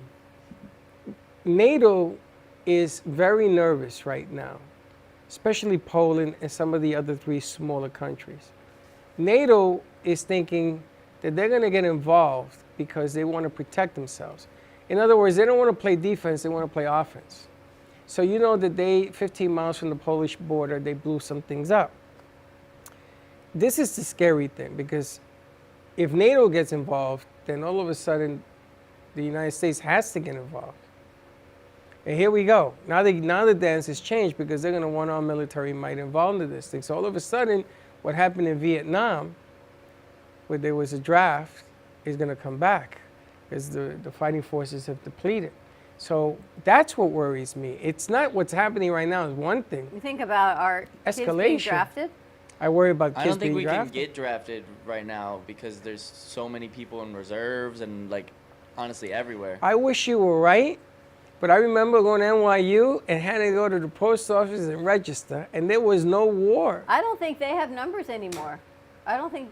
Yeah, I don't think so either. You I guys mean, don't I have can't be selected- drafted, thank God, but there's a lot of people that can't get drafted just for little things like anxiety or ADHD or just then we breaking would a have wrist. then we would have no military. None. None. That would be rampant. That's right. Because if you didn't have anxiety, you go to war, you come back with anxiety. Well, some people like have anxiety, but they're not medically, like, they don't take medicine for it. But I feel like those people aren't going because they have a medical problem. Your age group. I mean, they have. I told you heard what I said about my kids. So much anxiety. Yeah, Kelsey, I you mean, too? I grew up with anxiety. So I look at Cole, like to me, Cole is just chill, no anxiety, but you say you always have anxiety. Yeah, my entire life I've always had like raging anxiety for sure, but all the things that I've been through in life for sure have taught me how to be happy all the time and like why live live every day like it's your last, you know? Is your brother the same way as you? My brother grew up with anger issues, never anxiety. Like, he helped me through my anxiety for sure. Like, he would read me a story. He's my younger brother, too. But, like, I'd be having an anxiety attack before I'm going to bed, and, like, he'd read me a story or something, like, just talk to me before going to bed. But he never had, like, really anxiety issues, but he did have anger problems. So everyone's got their issues. Everyone's got something, right? Yeah. I had anxiety, and when you had anxiety, it was bad. It cost me my shield, and it cost me medical school. A lot of people have anxiety, and I guess this is the misnomer as younger generations grow up, that men too have anxieties and fears and sadness. True. I think growing up it was always men are men. You have no feelings. You don't feel what we feel. For sure. You And feel different. I learned a lot from my mom because I do have a feminine side to me, and like it's definitely from my mom. She's taught me to like be myself and kind of who cares what anybody else thinks. Like, I don't know, anxiety's crazy, and my mom said I was always going to people for like, do you have anxiety? I want to learn from what you're going through, blah, blah, blah. My mom said she had anxiety, and I learned a lot from her and how to get through it. But also my own life experiences helped me as well. Do you have sisters? No, I just have a brother. But I hung a lot with my mom and her friends. My sister was a big impact in my life. Yeah? Big impact, yeah. She taught me the more sensitive side of stuff. But she was always saying, you know, you have to pay yourself first. You always have to take care of you first. It's funny. My sister said all these things. But you don't do. No, I do them. I do them. But I always did things to benefit her. Like bowling alley, she started a bowling league, right? So I brought some guys from John Hancock to have a team. I took over the league. The league lasted 10 years. We went to Cancun, Hawaii. I mean, there was a travel team, a travel league. So I learned a lot from her, exactly what Cole is saying. I think it can also be the other way, though, because I definitely think my brother is more, like, emotional and sensitive than I am. He older or younger? Older. Really? Yeah. Really? I think guys I always think had this like this bad rap. I think everyone had a bad rap. You know, we talk about women empowerment all the time, and the men always ruled, and the women would stay home and take care of the house. Well, somewhere along the line, things didn't just change. I think men were able now to address their feelings more, that you do have a feminine side or realistic side. And women are able to say, you know what, I've got another side too. I kind of feel like everyone is re-empowering themselves. You know, not just women, but men are able to re-say things. You do this long enough, and you begin to see differences. Look at the women, the students, the women that are in this building. You got her, you got Alana, A-Train. I mean, look at the women Strong, that we've powerful had. women. Teddy, we've had even Cracker Barrel. They all are leaders of their own community. They have no idea of just how tall that whole thing goes. But I can notice because the guys in here always watch what they do. They're always telling me they got the girls club in there, so about 5 or 6 of them in there, and they're typing out things and everything else. And the guys come and they watch. I mean, you have to look at the bar is really bent high in here. The guys here are with the very women. sensitive. You got Cole, Slick, JP, JP right? and Josh Square, and Josh are I think very we all, sensitive. like, I don't, like, all of them I don't know super well, but I think we get along very well because that we're similar in that way. We're very sensitive in a way. You guys are. You're all very family oriented. Yeah, I love A my lot of family. them live When home. we came here 2.5 years ago, this one had all of them come back. That first Thanksgiving, That everyone first came back. Thanksgiving, all the kids came back. And they noticed that there was a shift when everybody sat down. And they said, wow, you don't know how far you have come, how far you go, or just how high you are until you start looking about peers around you in this business. Everybody wants you guys. You have no idea of how many requests we get a day. Everybody, because you raised the bar and you've gotten better at what you do. I mean, this one came back for another tour. I was shocked. She goes, what do you mean by that? But she's good at what Yeah. she does. You know, Alana is good at what all of the They're all ladies. good at what they do. And it's funny because I always sort of bend towards the guys because, you know, I got Slick and you got Cole, you got Josh and Josh Square. And all the guys that have come through here. But we always try to match the bar that you ladies set. 'Cause I'm going to tell you, you guys are a handful, man. You guys do a lot, the most, and you get it done somehow. But you see, the guys, I think for men, things are changing, I think a lot of change is needed right now. right? A lot of people, and not changing, I think everyone's just becoming more verbal, more sensitive, more, I feel this when you do this. It's a lot of coming together on both sides, not just women empowerment. It's funny because the Mets played in Port St. Lucie this weekend, so the restaurants were smaller during the midday when I went to breakfast and lunch. That was Less people. Oh, okay. And the people inside, the waitress and the waiters and the owners, were so relieved that they got to catch their breath, that they were actually having jokes with people in the restaurant. I took pictures of some people because they want to be in the comic strip, which you have to mention. It was a different feel. Everything sort of took a step back this weekend Really? because a lot of people went to the games, a lot of people went to the beach. It was beautiful out this weekend. The beach was amazing. I actually sat outside with the kids this weekend. Even went into the pool. I haven't been in the pool in 6 months. A little bit. It's just cold. It was, right? Like, But I mean, us Floridians, we like, jump in the pool. We're like, oh my God, It's too really cold. cold right now. It's too Unless cold. you have a heated pool. But I get cramps in cold water. but it was nice to relax for a little bit, and then you go right back at it. It's nice to be able to share things with people. I think that that's the biggest change. It's nice Yeah. to be able. I think that for sure. I think because I have a lot of friends that don't talk about their feelings, and I see how that's a fault in their life, because if you hold things in, you're not gonna feel better. You're gonna just be in your own brain, and that's how my anxiety started. I was always in my own brain, and then started talking about things, and then figured things out, and then my anxiety got better. But it's never gonna be completely gone. But the more I talk about it, if I'm having an anxiety attack, I'll be like, yo, I'm freaking out right now, please help me. And then I'll get help, and then I'll feel better, you know? A lot of people don't realize that at all, and I feel like it's a big thing in guys, that guys don't want to talk about their feelings because they're scared. They think they're not manly enough because they can't handle it, you know? But you'll feel so much better if you explain your feelings. I also think it's a big thing in resolving conflicts with anyone. Yeah. Because there's so many people who like won't say anything about, like, if I'm talking to a friend, they're saying they have these huge issues with one of their close friends too. Like, well, have you talked to them about how you feel? And that's like, no, I can't confront them with that. I can't do it. Like, well, you shouldn't expect anyone else to know how you feel. It's not their job to know if they did something wrong. It's your job to tell them how you feel about the situation. They're afraid to be judged. Yeah, I mean, I don't know if it's necessarily being judged, but afraid of causing more problems by saying how you feel about a situation. Right. You How know, do you deliver that information? It's funny because my friend here, I'm going to let her tell her story about her computer and the conversation she had with Gio about it. But the one point that I want to stress here, problems are going to happen. It's a give me. It's 100% sure a problem is going to happen. You face it, you fix it. So why don't you tell us the story? So Saturday night, I'm doing whatever I'm doing on the computer, and my Google is not opening the right way. You know, you can put in different accounts.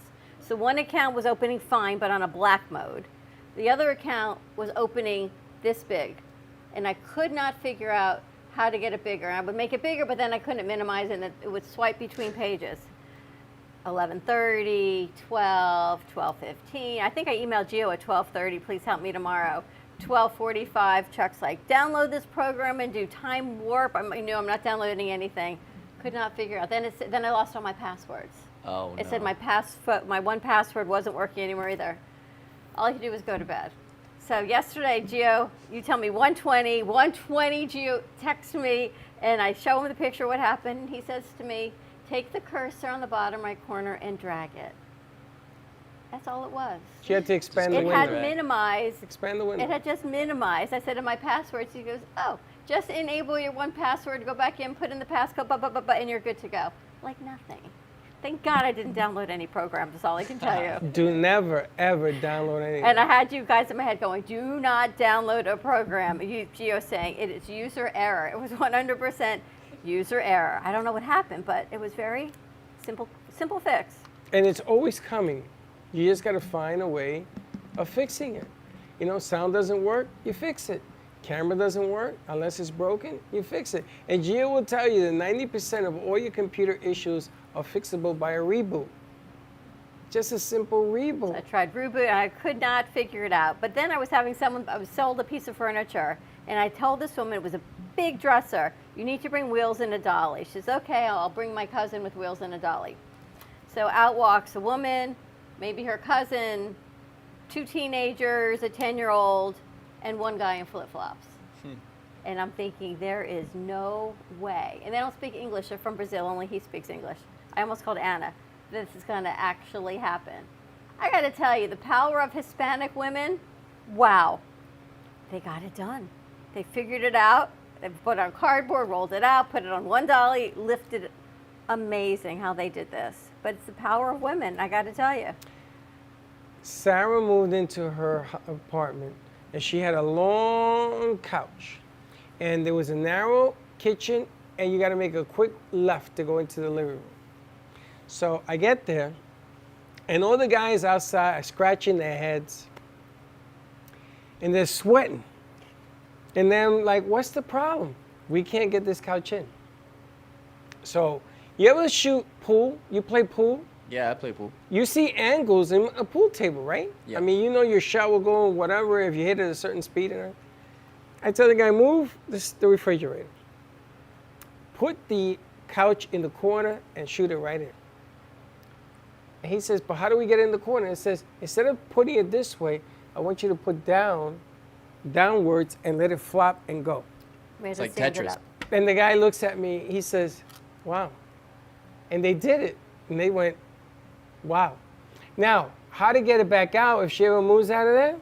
You got to do it in the opposite direction, right? And she says to me, don't forget how you did this. There's always a solution. It may not be the solution you're looking for. It may be something else, like your treasure. We had to stand it up, but they got it out. But the power of Hispanic women was like, it's the power of brain. I can't believe that the women came to get that. They must have been heavy, right? Yeah. I mean, it was tremendous. Like, I've had it in my I house would have told 20 Chuck, years. get it out. Come on, So Chuck. he helped the guy do it, but it was like, wow. But he figured it out one step at a time. It's all fun. Let's It's all take good a stuff. commercial break. It is National Courtesy Day, Common Courtesy Day. I don't know what Alana said, Common but she'll have to courtesy. come out and tell us what she had said. Yeah, I don't know what she said either. Give us a call, 888-994-4995. It's Studio A, and we'll be right back. This portion of today's show is brought to you by the Brooklyn Cafe Show Coffee, made with organic Arabica beans. With enough butter, anything is good. Tori Wells from Precious Treasure Gourmet Foods thinks so, because she single-handedly updated and expanded butter's possibilities. From compound, savory, sweet, and spicy, her freshly made butters aim to please. I don't know about you, but I've never really seen butter this versatile before, and now so feasible. With online shopping, just visit PreciousTreasuresGourmetFoods.com, because at Precious Treasures, Tori is working on the best artisan gourmet foods to every table. Remember, guys, true love is like butter. There's no substitute for the real thing. Attention Florida residents. Is constant water damage from the elements putting holes in your pipes and your wallet? We cut the cost when disaster strikes. You deserve to have your house be a home again. At Triumph, we get you paid the most for your insurance claims. Broken pipes, water damage, and mold? Triumph Consulting covers it all. Call our offices now to qualify for a free house inspection at 954-669-4935 or visit www.wegetYouPaid.com. Born in Marseille, France, Max Lazega creates whimsical and free-flowing interpretive art. His 40 years in the construction industry created the foundation for his craft.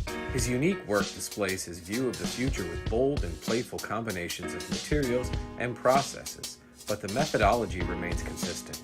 He fuses recycled materials and discarded building supplies into a fresh, well-executed approach. Lazega has lived in Miami, Florida most of his life, where he pursues his lifelong passion of creating industrial art. For more information, contact Max Lazega at artworkstudios.org or 786-326-8873. Meet Jay Harmon, one of the many artists held in the Brooklyn Cafe Gallery. Jay specializes in various different art styles, but his medium to work with is colored pencils. His unique style comes from being self-taught and years of practice. Jay pulls his inspiration from many outlets like people, television, celebrities, and many more. With multiple original pieces, Jay's art graces the gallery with over 40 plus works for viewing and for purchase. His many years of being an artist has given him a chance to partner with the Derwent brand, giving him the opportunity to try many different work styles and further his craft. Feel free to come on down and visit the studio to view his work, or if you're interested in your own Jay Harmon original, he's open to commissions on his website, coloredpencilartist.com, or catch his show, The Colored Pencil Artist, on Amp Media Productions on YouTube and Facebook. See you soon.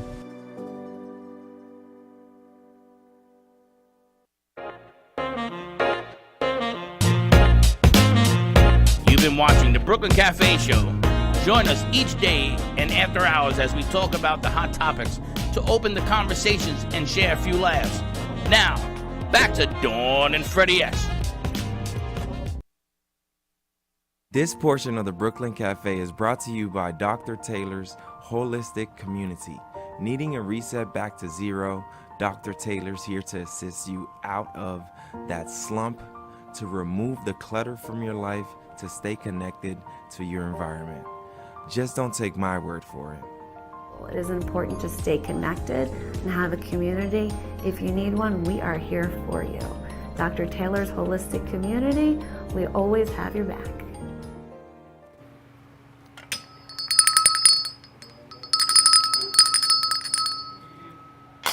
So did we find out what Alana said?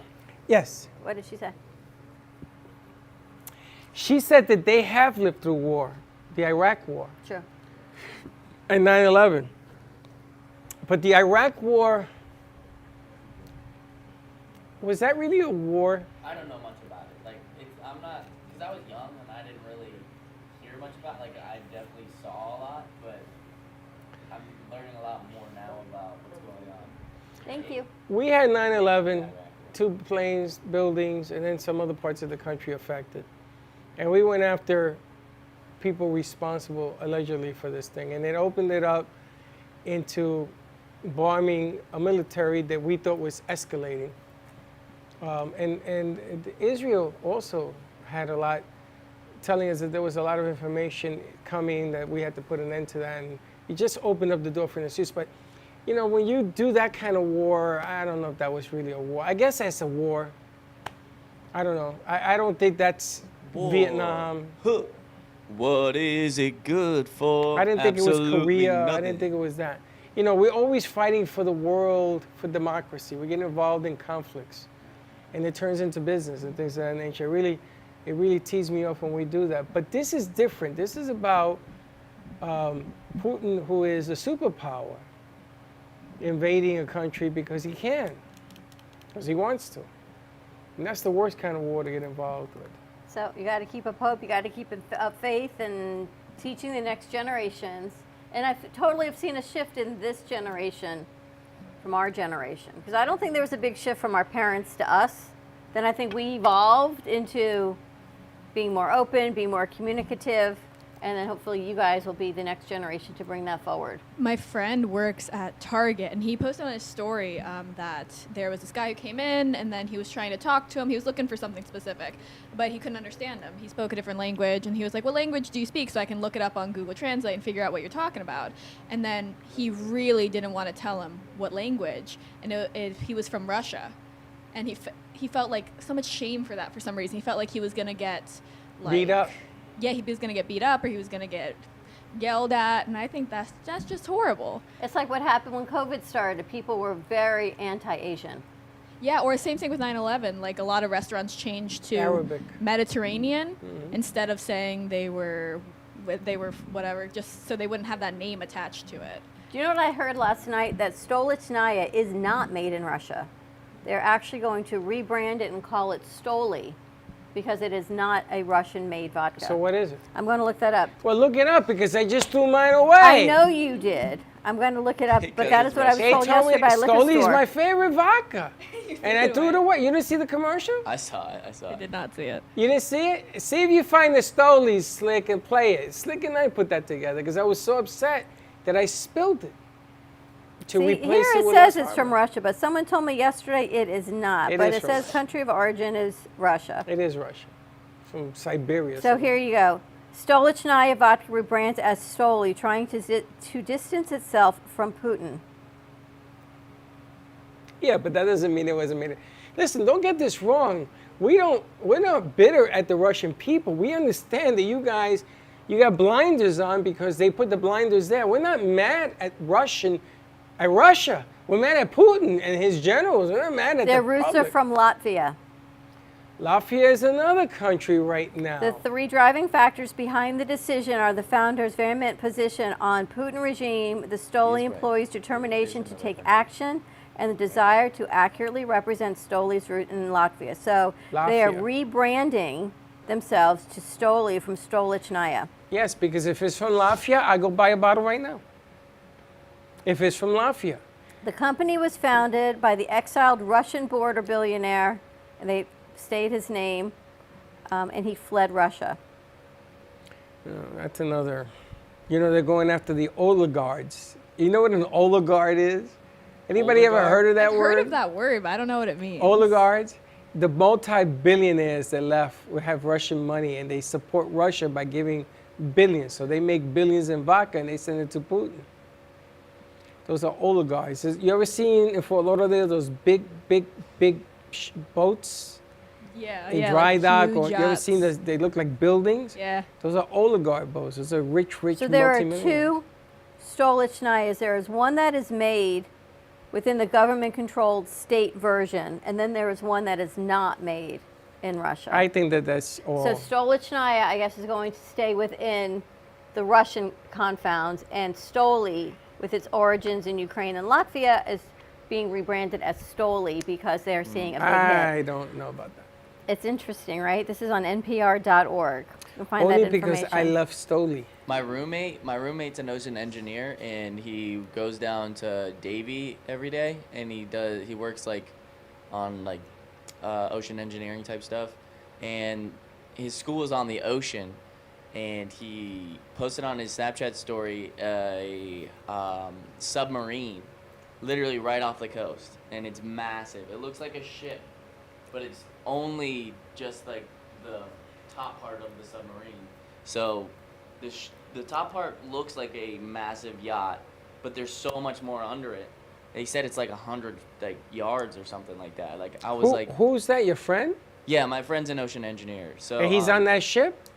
No, he's just at school where the ship was like right off the coast, and he took a video of it. It's super cool. And It's what's massive. the ship for? It's a submarine. He says it's a nuclear submarine. Oh, wow.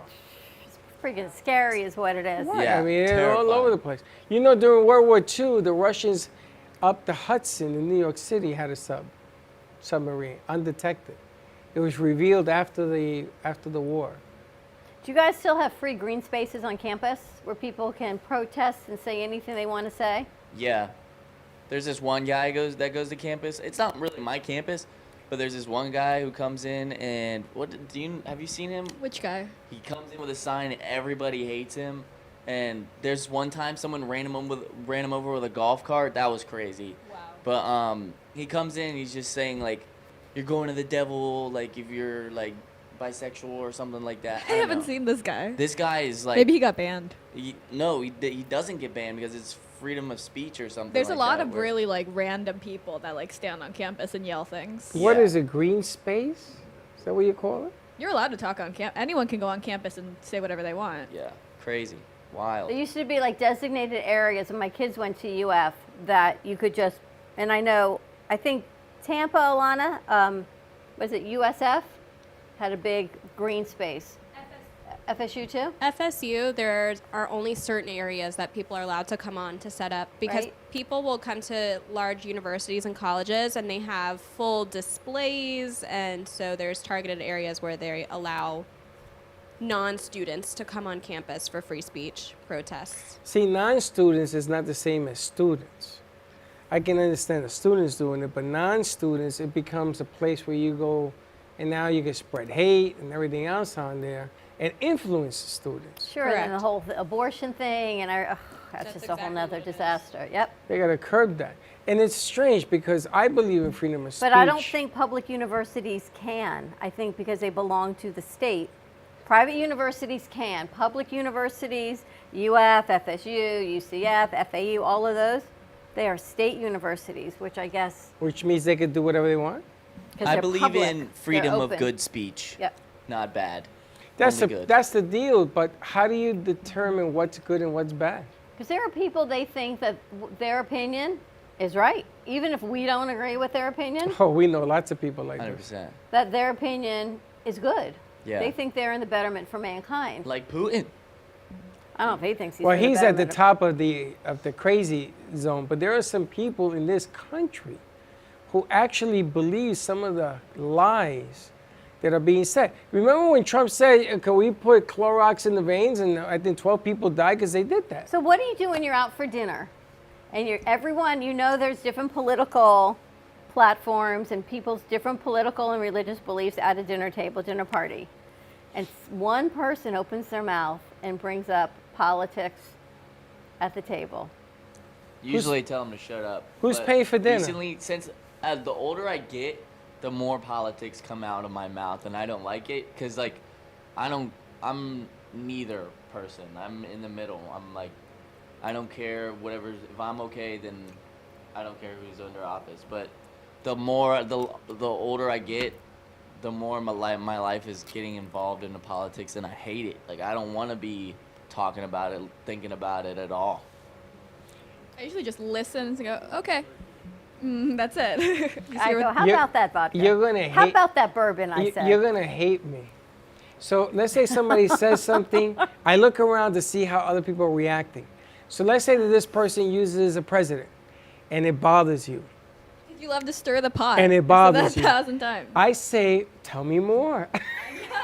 Really, I wasn't aware of that. But I heard just then I become creative. When the whole table goes quiet, it's that pregnant pause, that silence, and I just quickly change the conversation. Now, I don't do that. I don't do that because if you do that, then you're afraid to talk about how you feel. There's going to be an opening where they're going to stick foot in mouth, and you just have to point it out. It just gets uncomfortable at dinner, no? Why do you never want gets to that. change someone's mind over Not change. I want what's to your point? question their position. So I got a friend, opens his mouth, says that the shot was a bad thing. It should never happen. People are growing a third head, second head, because of it. Meanwhile, this guy survived COVID because he got the shot. The doctor even told him he's way overweight and everything else. He would have died. So I said to him, let me ask you a question. You took a shot, you get COVID, you live. Now you're going to criticize it? That's got to be the stupidest thing I've ever heard. But I don't want to do that. So I encourage the behavior. Maybe you're right. Let's get more people involved. All of a sudden, everybody's attacking and screaming and ranting and raving. You And like I'm that? laughing. I'm laughing. I'm laughing because it's the point. We don't talk to one another. We talk at one another. People we don't listen. Yeah. We don't listen. We rather try to change your mind, like you said. I don't want to change your mind, because if I change your mind, then you really don't believe what I'm saying. You really believe that maybe there's a difference of opinion of your mind. That's where it starts.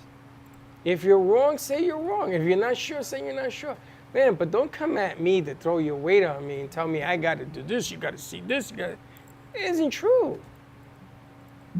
Most of it isn't true. It's just always uncomfortable. I would say most of the time I don't care enough to argue. I Just love like- the uncomfortable. I know you love to argue. He loves that. You love that. Not to argue. You just like to stir the love pot. to argue. I love to Freddie. question people's That motives. turns into argument. For them, not for me. Okay. If you tell me that orange is black, I tell you I agree.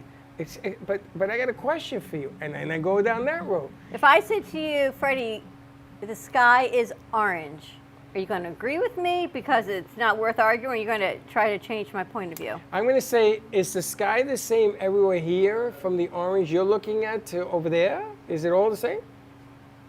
Did you wake up one day and the sky is orange? Sky is orange. Is that what you did? Is there a reason? Is this a cry for help? You're going to ask me all these questions. I'm going to question your decision making. Sasa, if you tell me I'm going to do this, I'm going to do The funny thing this. is you've given them all nicknames, whether they like it or not. Salsa. Well, you're going to tell me I believe it. You're one of the stronger minds in here. You tell me this is a magazine. It doesn't matter what you call it. It's a magazine. No matter what. Now, I can explain how that is a tool that turns into a magazine. And she will argue. But I do that because I want to make sure that what you're telling me you really believe. That your idea is your idea, and it isn't Cole's. It isn't things that people have put in your head. And I do this on purpose. I did it to my ball players. I've done it to my ex-wife. That didn't work too well. Not too well. But everyone's back to doing and back to opening. You get very upset too easily. Me? Yeah.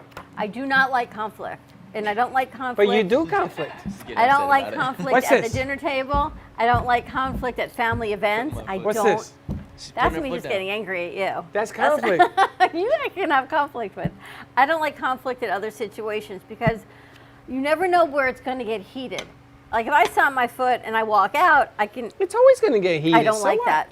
It doesn't have to. Is the point, I don't Freddie. like the heated conversation amongst a dinner But how party can or a family somebody's event. words get you heated? Because then they get somebody else heated. Then I worry about someone's anxiety, and then someone having a heart attack, and then and it's whole I can go from here to whoop, and see, it's just not going to be good.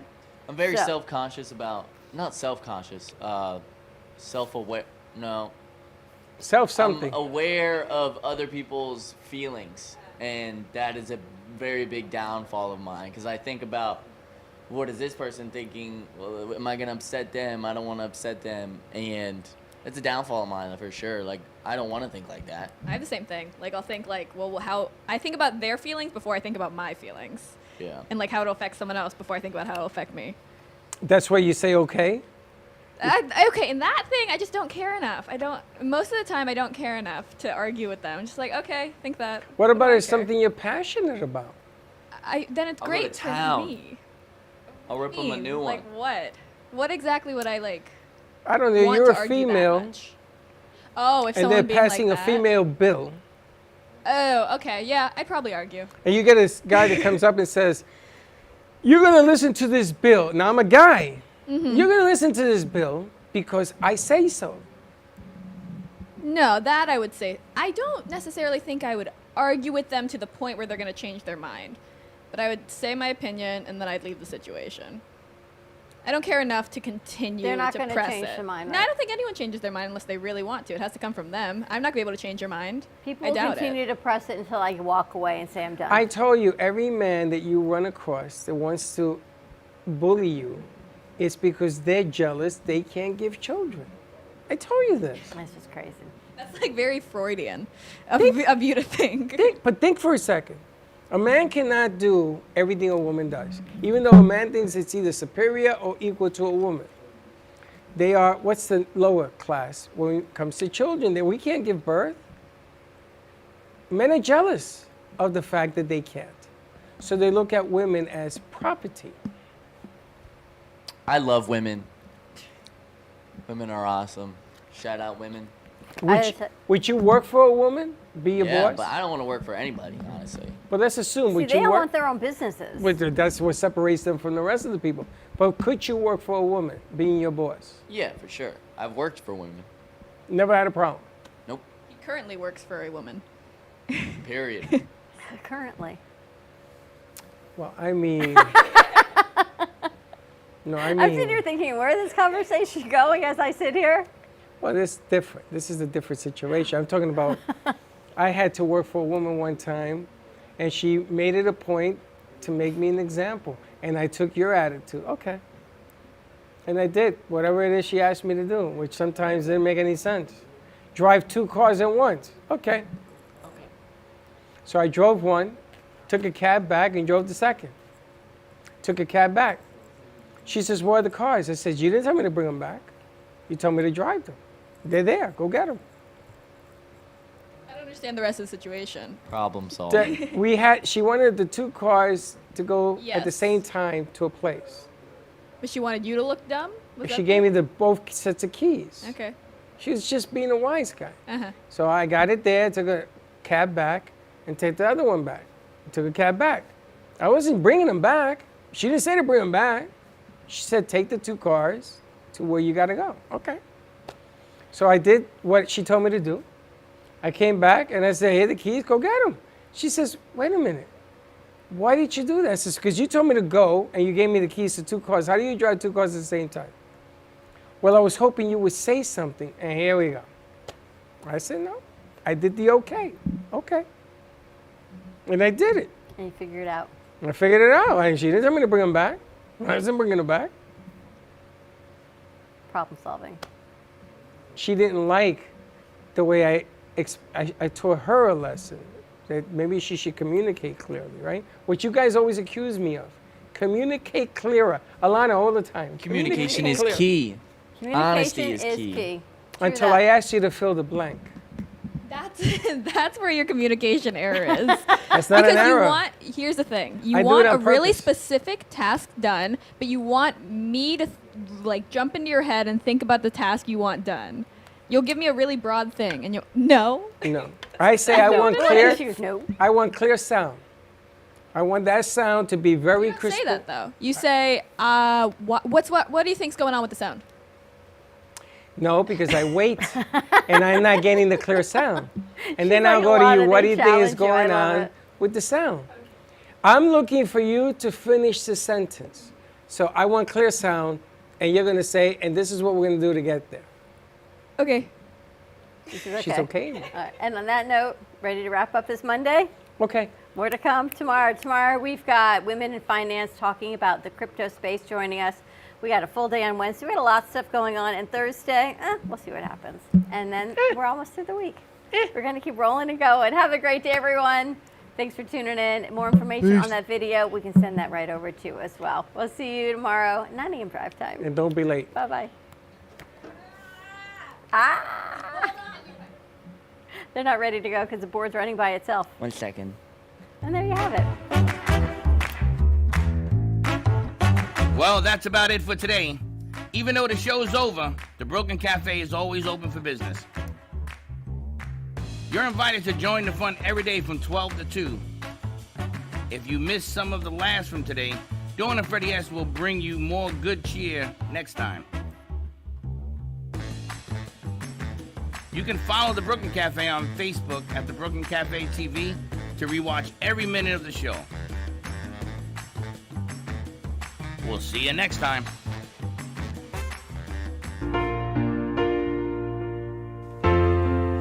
In the cold and sleepless nights, I wait for you to bring me back to life.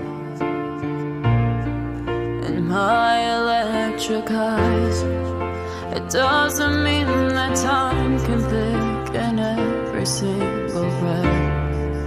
I want to unfreeze my heart and fly away. That's why I wanna save it. Your moons and craters.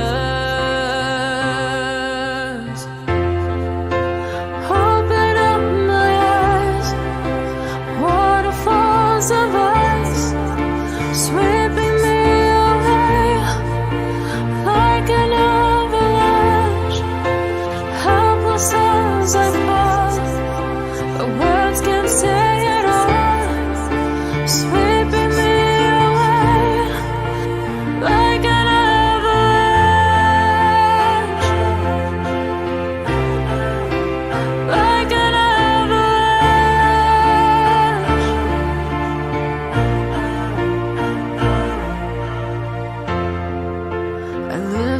for a sound, waiting deep inside my maze of sweeping thrills and colors. Just a ray of light, bathing me in drops of ink that gleams across my body. Wish you could unfreeze my heart and